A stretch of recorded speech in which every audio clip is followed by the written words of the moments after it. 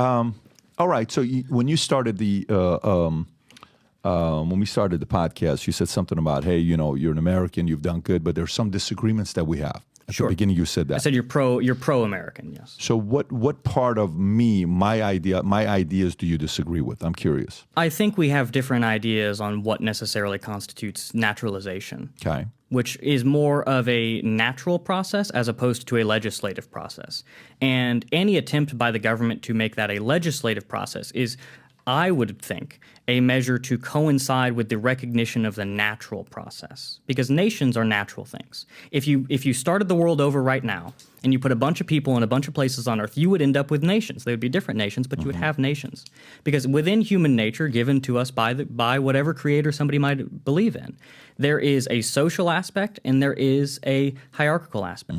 We form different cultures. We form hierarchies, and from our hierarchies extend governments. And from our various social collectives, we form families, communities, nations, and then ultimately races. And these are all natural outgrowths of the human mind and body. And me as a nationalist, I want a government which recognizes and upholds these natural truths instead of what we see today, especially with the transgender pathology. People are trying to play God. People are thinking that human beings and culture and heritage and everything up until now is just something that, like clay, that you can infinitely mold and cast people into these things where they're infinitely malleable. It's not true. Earlier I asked you a question about people that came here. Everybody was an immigrant that came here, et cetera, et cetera. What do you think about Italians?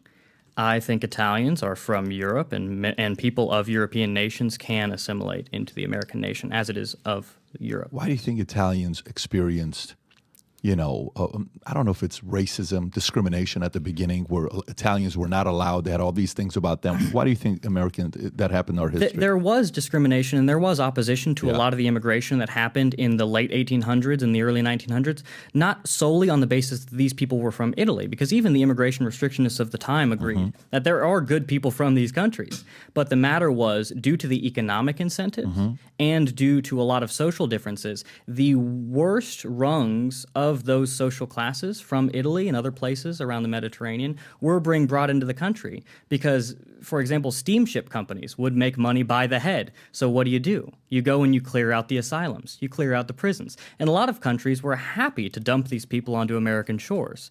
And that was where a lot of differences come from. And of course, there was the opposition based on Protestant and Catholic lines. Religious differences you're going to find all the time. That's something innate through human history. So if you were president today, how would you handle, what would you do differently today? If you become a president today, it's 2024. You know where we're going with immigration. We have somewhere between 8 million, 15 million. There's a lot of numbers we've read. What things would you work on immediately? So first things first, you'd want to shut down the border. I think this is not a controversial thing to say to the right wing. You'd want to shut down the border. Every single illegal immigrant has to go. Anybody who's lied about their naturalization status, where they lied about living somewhere, they lied about really being a refugee when they're just an economic migrant, their naturalization should be revoked. Anybody who used that person as a chain link anchor baby sort of, don't keep families separated deal, they should go as well. Anybody who's only in here due to visas, which I believe have a lot of economic exploitation of the country, they should be sent home politely. We should be able to create our own engineers. Dual passports. Anybody with a dual passport, even Tucker Carlson said this when he spoke to him. Yeah, I saw that. Every single person with a dual passport should be forced to choose, and I think you'd be really surprised at what countries people would choose if you made them pick. And then you can start on a process of even voluntary repatriation. A lot of people... you have millions of people coming in, maybe not every year, but every couple years. Biden's let in 7 million people in the last 3 years. A lot of these people are only here because of the economic incentives, right? And I agree that America should be a place where people can make money. I agree that America should be a place with this sort of opportunity. But not all the people coming across the Mexican border are entrepreneurs and businessmen and doctors. A lot of these people are here for the social programs. If those dry up, or even if you turn them around and say, hey, we're not doing that anymore. We've tried since 1965, we've tried the greatest humanitarian experiment in the history of the world, and frankly, it's failed. So we're going to turn this money around, and we're going to set you up going back home. You'll get a bus fare. We'll even sign all sorts of treaties with the government you came from, and we'll make sure it's happy. Would you consider yourself a white supremacist? I would not, for the reasons that I listed before, because I don't believe that the world needs to be put into a hierarchy of nation over nation, race over race. I think that's unproductive. I believe in nation states. I think throughout history, the most stable form of government has been when you put one nation in one state.